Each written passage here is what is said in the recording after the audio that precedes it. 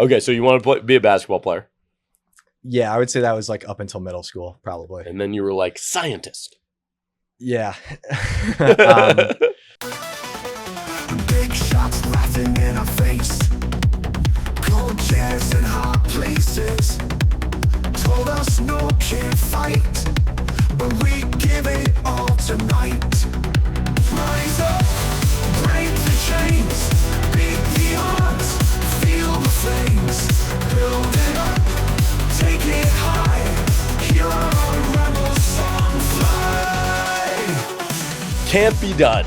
If you have heard the words can't be done and it fuels you with a fiery rage to go build something, then this podcast is for you. My name's Adam Draper. I'm the founder and managing director of Boost VC, where I invest in early stage startups.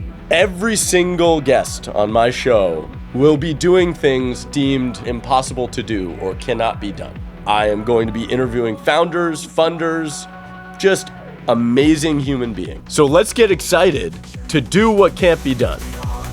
Hear our rebel song fly. Saying that in venture capital is kind of like it's like tennis where you can play it until you're 1,000 years old. Mm-hmm. And one of the great things about venture is that you have to be like very curious, and so it keeps your mind sort of fresh. Mm-hmm. I think about it with my grandfather. I was referencing it because Dick Kramlich passed away yesterday, and that's a huge loss to the venture ecosystem. He was a mentor to lots and lots of great people. But even until, like, I think most people, in order to be good in venture capital, you have to be sort of like questioning how everything works all the time, which keeps your brain like very, very malleable. Yeah. And you can't be certain of anything if you're in this game long enough, or at least that's where I am. I'm still like, I'm in the middle. Like, I mean, as far as like careers go, I'm like 15, 16 years in now, still figuring it out. But like my feet are under me. Yeah. I have good footwork. Yeah. What did you do before HairDAO? So I got into crypto while I was in college. What did you want to be when you were like 5? When I was 5, I wanted to play in the NBA for sure. Do you play ball? I used to. I played up until high school. Do you still play? No. Not at all? No. Do you collect sports cards? I did when I was a kid, like baseball, basketball. Yeah, that's why we want all of them. Yeah. Do you have anything good? Any good cards?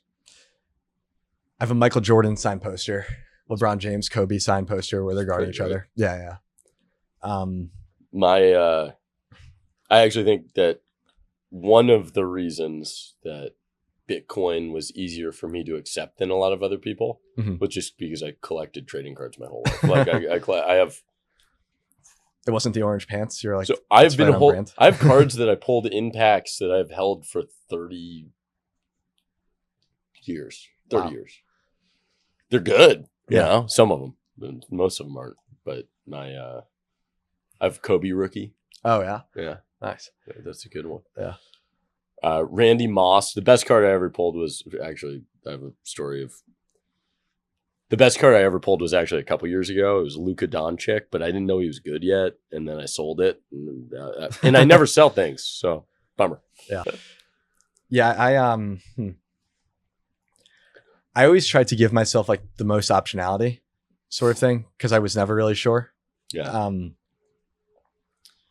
Like part of the reason I picked the major I picked, which is like kind of a fuzzier engineering major. It's called product design. It's like a kind of niche major, which is because I thought it would give me the most option to what would happen next. No wonder we get along. Do you think that you learned a lot in school, generally? I was always lucky to go to great schools, like growing up in New York City. Then, just my parents were just always really great to me. I would say in college, what I kind of learned the most was just how to learn things quickly. So it's like, you need to learn how to weld. You have 1 week to learn how to weld. You need to learn how to sandcast. You need to learn Illustrator. You need to learn CAD, like 3D printing, whatever. So it was just like skills. Yeah, and learning how to do it quickly. It's like a forced timeline to learn a basic skill of something. And we were also on the quarter system really trimester system. So it's like 10 weeks. So you don't really have that much time to learn how to do the things. And also I knew I wanted to graduate early. So I was the only one in my grade doing my major track because I was like kind of whatever. And so, I didn't there wasn't that many people. What was the school? Stanford, Okay. for product design. And then there weren't that many people for me to lean on because I didn't know any of the other kids in my major. So the product design. There's the other one at Stanford. It's called what is it? It's 3 things. It's inner opera. There's some major that a lot of entrepreneurs actually ended up taking. It's like entrepreneurship, but product. I think there's product design or something, and then computer science. So, yeah, I think symbolic systems. There it is. Symbolic systems. Yeah, that was the word. Symbolic systems. What were the other decisions that made you choose the path you're on? Yeah. I think so. I mean, I was called Patches in high school.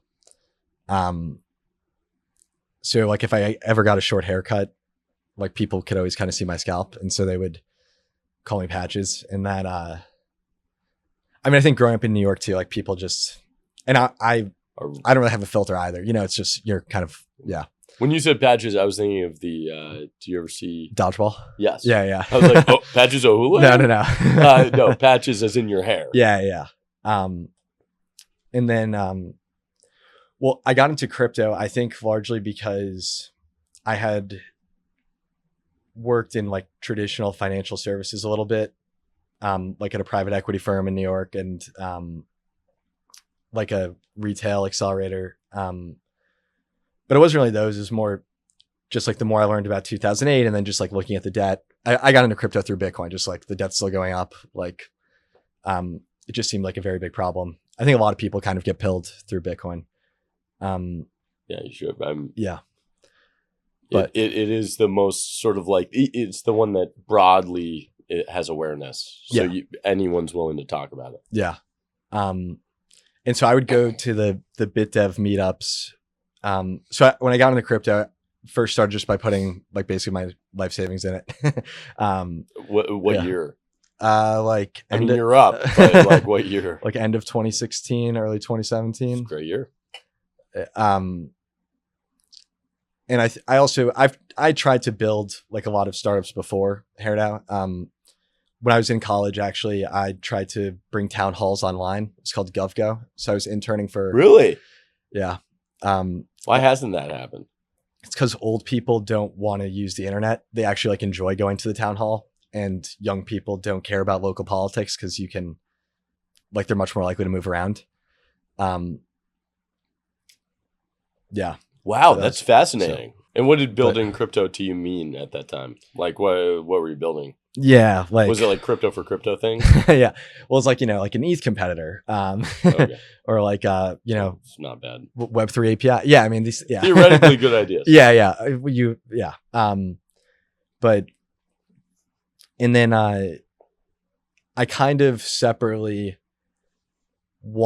started to get into biology more just through just honestly completely separately. So you hadn't really traditionally been in bio. I hadn't studied bio probably since freshman year of high school. Yeah. So I didn't realize that. That's awesome. Yeah. But my major is more in the mechanical engineering department. So you said welding and all this stuff. I was I don't really think that's in a lab. Yeah. But yeah, so I read David Sinclair's book. That was, regardless of what people are saying about him now, I thought it was a really good book. What's the book? I forget the name, but it was his best-selling book. Yeah. It was kind of similar with crypto. There were a few books that pilled me in crypto also. Forget the name. It was 2 brothers that ended up maybe going to jail. Tapscots, maybe. They had a book called Blockchain Revolution. There were a few books. Yeah. Yeah, there were 3 books. Yeah. Gold Standard. Nathaniel Popper. Nathaniel Popper. Yeah. So kind of similar. Yeah, just start with books. And then honestly, a very similar process because bio papers are very similar to crypto white papers. So you can kind of read these 20-page papers that like, if you can understand those and just kind of keep chipping away, you can start to build like a pretty good understanding of the process. Yeah. So yeah, and then I think so I kind of knew I wanted to get into bio just out of like a personal interest. Not even the Sinclair stuff and the hair stuff were still completely separate. I was like using Rogaine, but didn't put two and two together. And then I saw HairDAO in the summer of 2021, and then probably like 2 months later started working on HairDAO. So it was like, how do you build conviction? Because from this, it sounds like you said I was pilled for a couple times. Yeah. And so you went from crypto, and did you get financially good enough in crypto that you felt like you could take more gambles with your career, or was that totally. one of the things that happened? Yeah, totally. That's one of the, I think, undervalued things about sort of Bitcoin and crypto is like, it gave early adopters something that accrued in value and was important, and then they were able to take risk on whatever they wanted. Mm-hmm. Because you were not historically in biology, and now you're kind of reinventing the way that the process of bio will work. That's the goal. Yeah. But you're starting with hair. Yeah. But how did you build conviction that these were the things that you wanted to do? It sounds like you had financial certainty. So you were just like, hey, I can risk a little time on this. Yeah. But like, what were the other steps? You read? Yeah. It was one of those things where, kind of similar to crypto, where the more I learned, the more conviction I had, which was something I didn't really have with those other failed startups. Because usually, obviously, if you're working on an idea, you think it's a great idea, or else you wouldn't be, working on it. But so confirmation bias can be negative, right? Like so you're like, hey, I'm working on this, thus.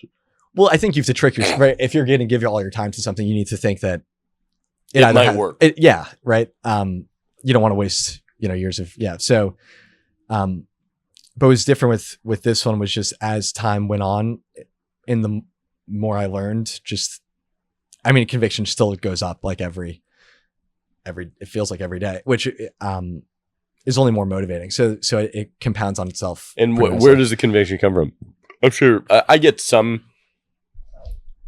You can't be fully externally validation driven, but it's always nice to get a pat on the shoulder every once in a while. Yeah. Like I feel like Twitter's pretty good for that, for like sort of heat checking the wind of like if you're headed in the right direction. But are there other ways in which you feel that compounding conviction? Well, one thing I think you've been really outspoken about, I knew very little about how the NIH worked when I got into this. I knew very little about how big pharma worked when I got into this. Really was pretty much a blank slate. And so the more you learn about, okay, big pharma basically doesn't innovate anymore. They kind of just arb the fact that to get a drug from phase 1 through phase 3 clinical trials costs at least $30 million. And so if you're a startup, even if you raise a $40 million Series A, you have to basically bet your entire startup on that one drug. So big pharma kind of has an arb opportunity there. With the NIH, you basically learn that you're paying for a lot and things are getting done very slowly by people who are very smart, but maybe aren't mission driven, which I think. So this independent scientist, his name's Archie. He's since I've been outspoken about short academia and all that stuff, a lot of great people have reached out to me, and I just take all the calls I can. He did he broke down all of the information on the NIH is actually public. And so he broke down where the funding goes essentially into pie charts. And it's like the most money goes to the fewest places. And it's like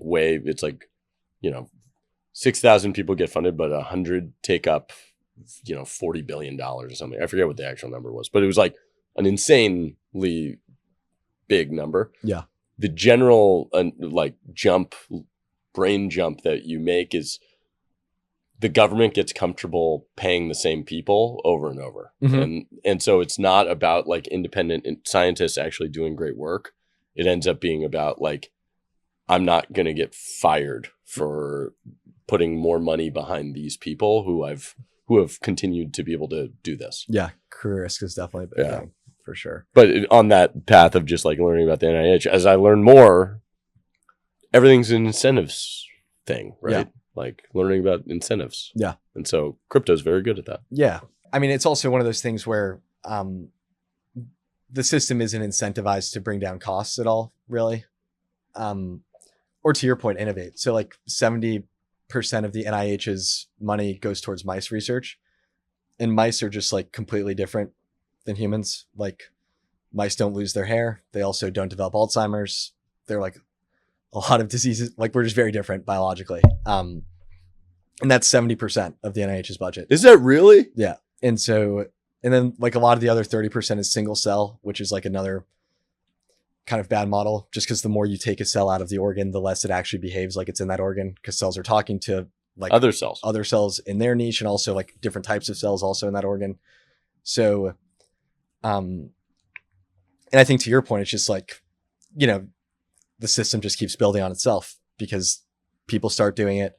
Maybe the mouse model was really good, you know, 100 years ago. Right. Whenever. Yeah.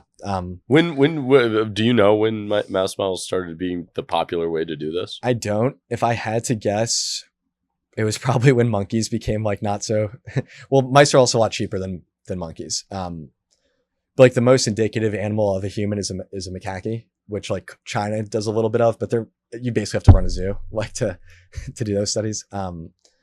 So mice like are, if you're going to do an animal, like are economically kind of the most feasible. So it does make sense like in a lot of ways, which is obviously why I looked at a deal that was trying to do fish. At one point. Yeah. For some specific subset, it was going to be valuable. Uh-huh. But I wasn't there yet. Yeah. I just didn't feel we were close enough to fish. You don't want scales? I mean, Maybe. Sorry, that's very relevant to a book I just read. It was a sci-fi fantasy book, so like I don't know, I'm considering it, but it wasn't fish. It was kind of like dragon scales. Separate. We're going off topic, Andrew. Okay, NIH. It does feel like it needs an update, and so the current administration just froze a bunch of funding. Or that's what I understand. Someone said that then they let it go and then they froze it and then I don't know what's happening. But it feels like a good time to just sort of find new financing models for scientists. Yeah, where it's like people are ready, a little more open to it. Yeah, totally. Because like people, like healthcare is I think 18-20% of U.S. GDP. Yeah. So people want to spend money on, on health, making themselves better. Yeah. But I think to your point, figuring out the actual model to do that, like, yeah. It's 18% of GDP is health. I think so. Yeah. Do you know if that's similar across the world? I think it's like 10% in other countries. So the U.S. is skewed in health. Yeah. Well, I think that might have to do with our insurance system and some other things too. Incentives. Yeah. And so suddenly crypto comes along. So you got updated into how like Bitcoin worked, tokens worked, all that stuff. Yeah. And then you decided to go into biology. Yeah.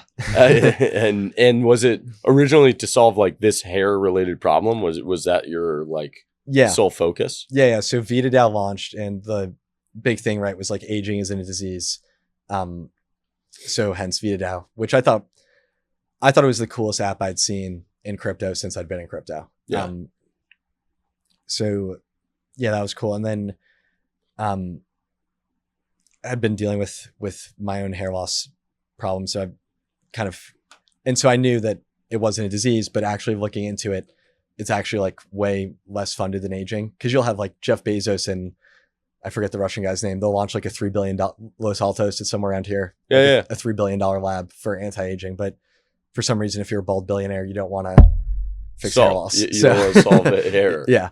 Cause if you're a billionaire, I guess you care less about your hair loss, but I'm sure if they had the option, Bezos would like a full head of hair. So yeah.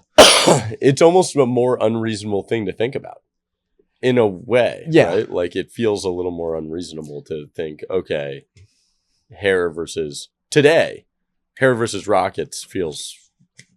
which is funny because if you asked our community, they would tell you I'd much rather have a full head of hair than fly in a rocket.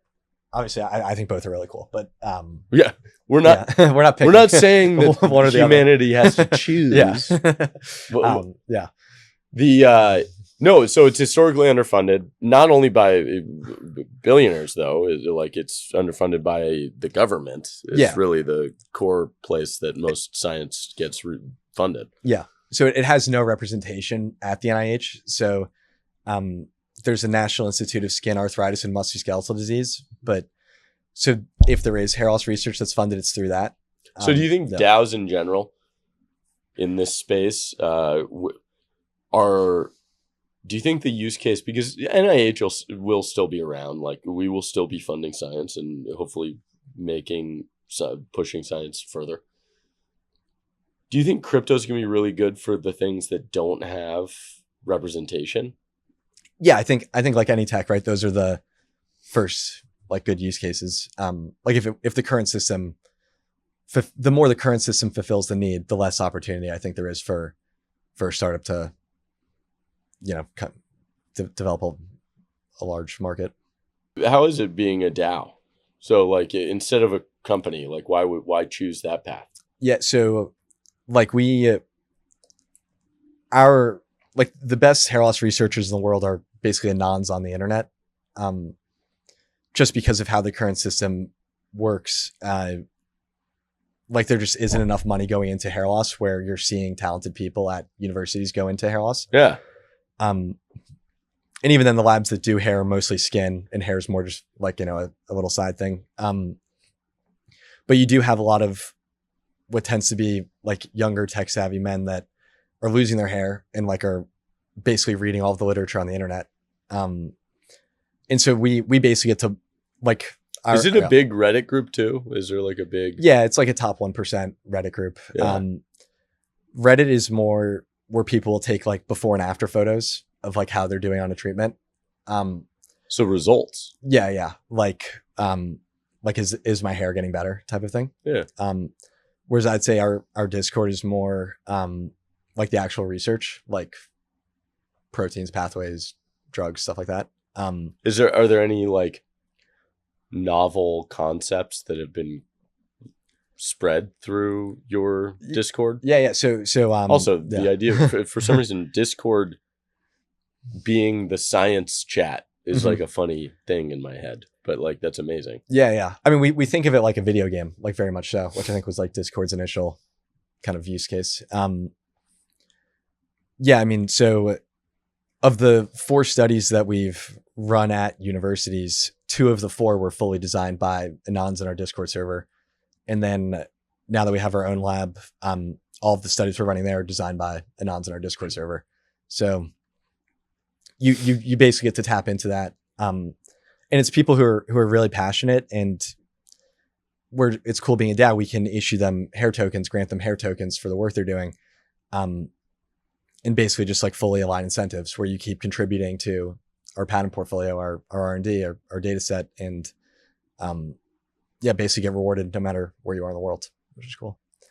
And how do you how do you internally build trust in those anonymous people? Because this is the big question about DAOs, right? Like work, identity, output. Like what has happened for those people specifically? Like these people who've designed your trials, feel like you built a lot of trust with these anonymous people. Yeah. I mean, it took years, right? Like, when you launch a Discord chat, it's just you and your co-founder talking. But there are network effects, right? So, and smart people like to debate with smart people. So if you get, like there's one researcher in particular who like I think I saw on a podcast, like Andrew Huberman reads like 1 paper a day. This guy probably reads 7 papers a day. He's just like incredibly smart.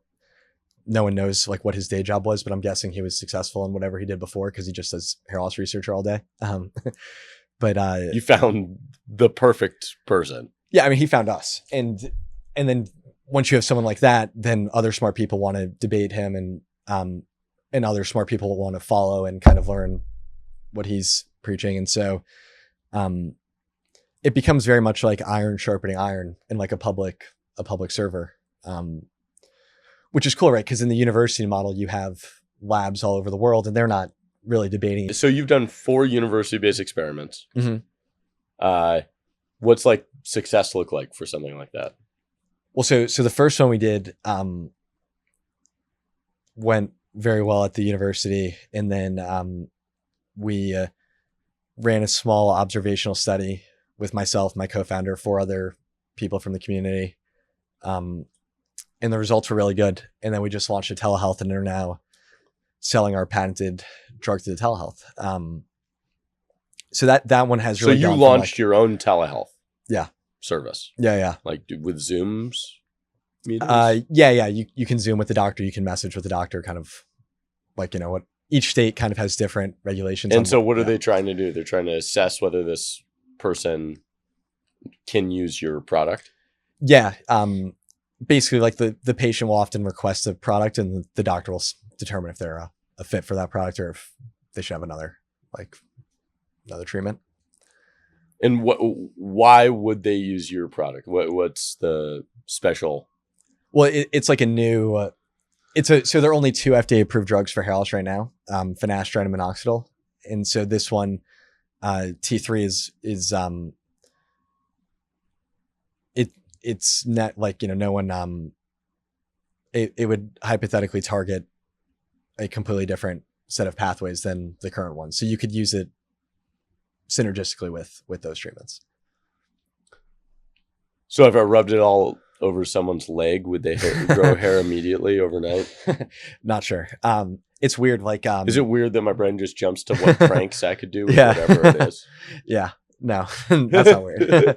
What is weird though is like your body hair. So like finasteride knocks down this sex hormone called DHT by 70%, which is how it regrows the hair on your head. Like the way you develop facial hair is through DHT when you're going through puberty, because that's when DHT kind of shoots up.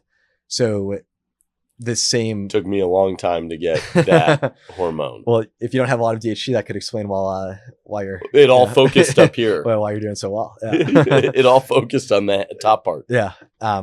So it is weird like that, where the same things that can cause hair growth on different parts of your body can cause loss on your scalp. So that's pretty interesting. Yeah. So energy pulls away from one. I don't know if it's energy. I think it could be. I mean, the truth is we don't know. Like that's really like it's just more research needs to be done to actually figure that out. It's huge cost reduction in both money and time. So, my co-founder actually wrote an article just about our initial experiments that we've run, but we're basically running experiments for a few $1,000s that would have cost us 6 figures at a university. And we're doing them in a few weeks in what would have taken, call it 9 to 12 months. And so if people like go to you, like you're not a classically trained scientist. I mean, you even said but you know way more than I do about what goes into a lab. So that's something. If people are like, oh, you can't do that because you're not a scientist. Like what's your, like, I feel like some of when I bring up DeSci, a lot of the arguments that people have with me, they're not like horrible arguments. Some of them are. They're like, it's sort of this war or battle around accreditation of the like intellectual people. And how do you think about that? Like, because you are now, I'm guessing you're identifying it's like, I am a scientist, I am doing lab work, I am doing all this stuff. Like, at what point can you just say like, hey, like you went to Stanford, but not for this, right? Yeah. I mean, I like, a lot of the actual lab work is kind of similar to factory work. So it's not, you have a protocol for the experiment you're running and you basically execute that protocol.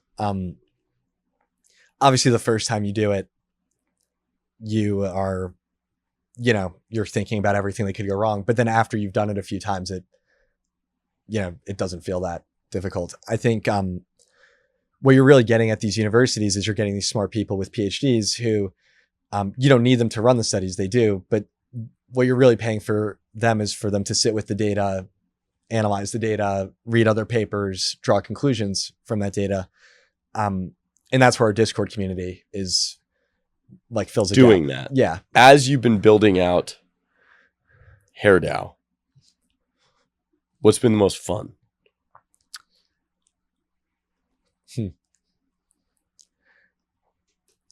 I mean, I kind of love all of it. I mean, just because you get to do so many different things. Like we just made our 4th and 5th hire, but we've had like a very small team, and so you do get to kind of do everything, which I really enjoy. Just because you're doing research, you're reading papers, you're in the lab, you're doing designs, you're like dealing with legal. It does like it feels like you're just pushing yourself in a way that's enjoyable, and then I would say also just like the community element. Like you always feel like you have purpose when like they're like even the community members that are just like posting memes all day. Like they, you know, I did look and I've found a lot of good science memes. Yeah. So I'm sure that they are great. Yeah. Yeah. The memes in our Discord might be a little less appropriate than what you might see other places, but perfect. I'm in. But yeah, no, it's still fun. Like because it never feels like you're building in the dark. Yeah. But why now? Like why do you think now works where 10 years ago might have not worked? And that's what I'm trying to figure out a lot with most of decentralization of science. Why is it now? Yeah. I mean, we use DeFi in all of the protocols. So, like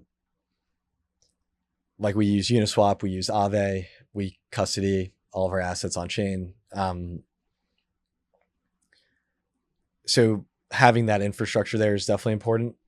But so having the infrastructure, having the trust in the infrastructure. I mean, you would have needed Ethereum, but to your point, I mean, that's like what 2014, 2015. So it's like it still could have happened 10 years ago. Wow, that's crazy. Yeah. Don't make me feel too old. Man, that could have happened 10. I mean, even before that, but there weren't enough people who trusted it. I think we did hit a critical mass of like people experimenting. I also think the rise of NFTs has been helpful. Mm-hmm. Like other creators figuring out a new business model. That's something I talk about a lot, where it's like, I actually think Beeple was a bigger deal for the industry than people give it like that. Do you remember Beeple auctioning off the NFT? I think it's a big deal. Not because it was so much money, which was cool, but it influenced so many creators to realize, wait, I'm an artist. Is this a business model that I could make money in? Mm-hmm. To an industry that has historically been conditioned to not believe they should make money. Mm-hmm.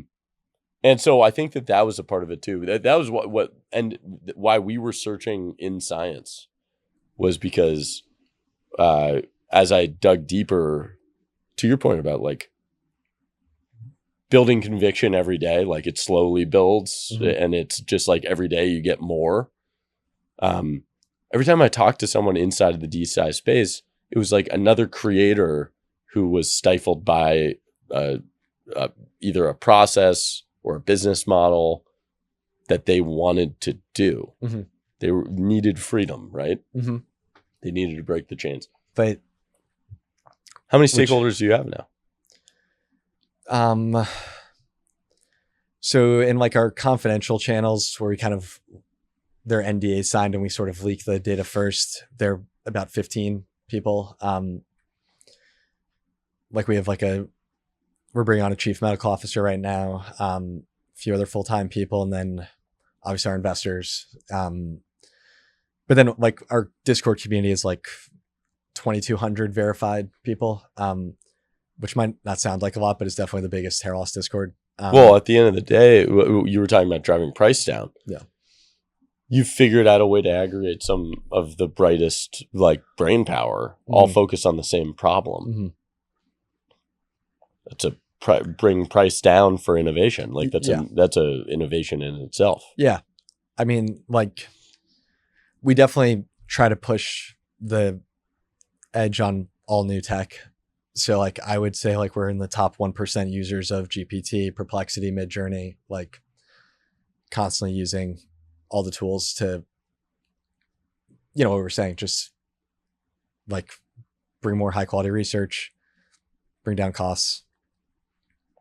You know, yeah, I think do the things that would make any business successful. All through hair. All through hair. Did you know it's like in 10 years, what are you hoping that you have accomplished? Well, cure hair loss, obviously. Do that first. I think we've talked like we do think that hair is just the first indication for us. So all of our patents already cover skin. So like wound healing, like any dermatological application. Are you gonna make us all Wolverine? No, just no more wrinkles. But I like we a big learning that we had was we do think that hair follicle is the best preclinical research model of any preclinical research model. And so we do think the data that we're generating will be very helpful for.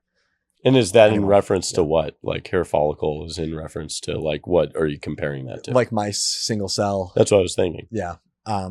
Fish, worms. Yeah, we talked about that. And at right now you're saying 70% of all research is done with mice, right? Yeah. Like hair follicle. Mm-hmm. Like how much is done with that? 1%? A few $1,000s a year. Yeah. But it's a human tissue. So, how can you prove it? I mean, really just over time. So as you build out the data set, basically proving to people that the insights that you can get from our data set are much more valuable than what you could get from the current systems data set. And even cross comparing them. So, like you'll see. Does the hair need to be alive and on me? I mean, in vivo is the best indicator, which is also, I think, something a DAO is very well positioned for. But we're talking about hair follicles ex vivo. So basically in a hair transplant, taking a few extra follicles and picking those up and then running experiments on them. And keeping them alive? Yeah, so they keep growing for 8 to 11 days after they're out of your body, if you put them in the right medium. So, well, yeah, that seems like a really big deal. We think so. All in hair. Yeah. So in 10 years, you're hoping to have cured what? I feel that the pharmaceutical business and the healthcare business actually isn't about curing things. It's sort of my to your point. read. Yeah, well, on incentives. Yeah, like absolutely. I think the longer you're treating someone, the more money you can make off of them. So yeah, and even if the intention is not that, like the incentive is. Yeah. And so it's like over time that wears. Yeah. And so you're saying cure. I think it will probably look sort of like a toothpaste. And then getting a hair transplant will kind of be like getting a cavity filled. So basically something that you could put on every day once you're 19, 20 years old that'll maintain. Yeah, that basically, because there are a lot of different pathways you can target, but if you target any one pathway a lot, you can obviously have side effects, which you don't want side effects for any indication, but especially for. Are you using your shampoo? Yeah. And our Antigen.xyz products. That's pretty awesome. Yeah. Look at the hair. It looks great. Oh, thank you. So, I mean, have you noticed like an incredible improvement personally? I was one of the worst responders to our drug. We had like one super responder who like had very strong regrowth. But yeah, I mean. And what does that mean? Just it didn't work as well, or? Yeah. So like a super responder would be like you regrow like 50 hairs per square centimeter. versus like 5 or something like that. Yeah. But it worked. On a very small group of people. 6 people. So still work to do. Yeah. To be done. Yeah. Definitely. What's your life's ambition? I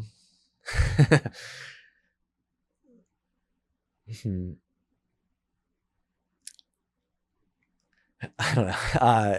I just like feeling useful. I think the best part about this is just the sense of purpose. Like, because I mean, I'm sure you've experienced this too, but even if you make some money, if you don't have purpose, it's just like, what are you doing every day? Right. Like, I don't know. So Being useful. yeah, it definitely you just, I think you feel like you're doing something that helps a lot of people. Well, Andrew, thank you for being on the Boost VC podcast. This is fantastic. Thanks for having me. Yeah. Well, thank you for listening to an episode of Can't Be Done. If you enjoyed it, like, follow, subscribe on all of the interwebs. And if you have feedback or any questions, please reach out to me on X at Adam Draper. Till next time. Take it hard, hear our rebel song fly.